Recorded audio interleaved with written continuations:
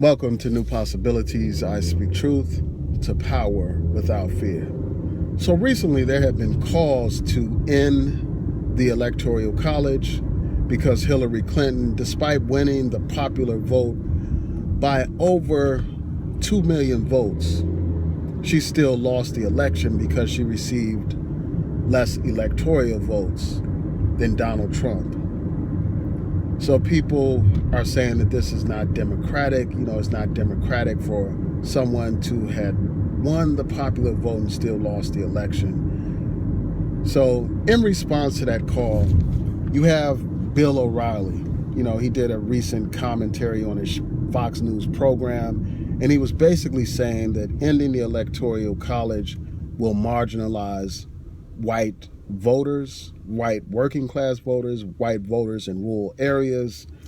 So he also mentioned that the Democrats and the liberals are motivated primarily by race. That's their whole motivation for calling to end the Electoral College.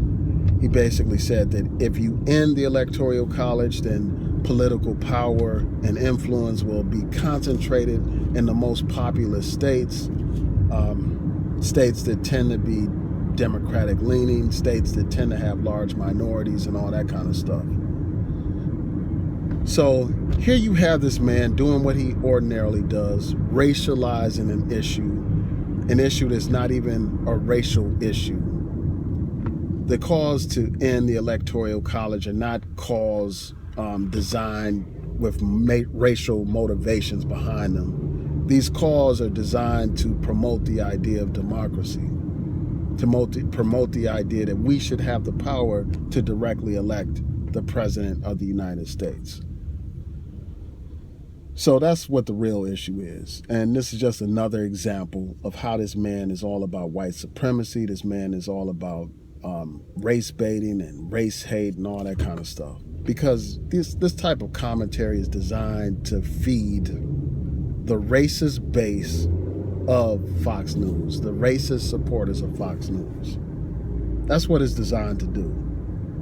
It perpetuates white supremacy. Because at the end of the day, regardless of how the electoral system is set up, whether we have an electoral college or we have a situation where the people directly vote for president, the fact of the matter is both political parties are run primarily by white people. That's just a fact. I mean, the key power brokers in the Democratic Party and the Republican Party are primarily white people. So this notion that somehow if you have a situation that tends to lean more towards the Democrats, that somehow that means that white people are not going to have power, I think that's absurd. Of course, African Americans have a larger voice within the Democratic Party because African Americans tend to vote Democratic, and a lot of African American political figures are Democrats as well, and they have some influence over the Democratic Party. But at the end of the day, the primary power brokers in that party are white people. And that's just a fact.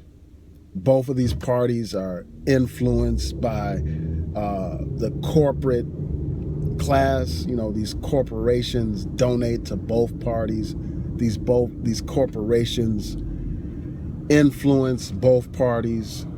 These Wall Street companies, they, at the end of the day, have the primary influence over the political process. So this notion that somehow ending the Electoral College is going to be an end to white power is ridiculous, and it's designed to fan the flames of hatred and fear, much like how the original Birth of a Nation was designed to do, to fan the fear of black political power. That's what people like this racist man, Bill O'Reilly, fear. Black political power. Now, there are legitimate concerns about ending the Electoral College, that are valid. But I just think that his whole basis, his whole analysis was rooted in racism, rooted in perpetuating, these ideas of white supremacy, rooted in denying the existence of white privilege in this country and white racism in this country. And that's the problem with his analysis. In terms of the benefits of having an electoral college set up, that's in some ways it's beneficial because it doesn't just allow certain states to have undue influence over the electoral process.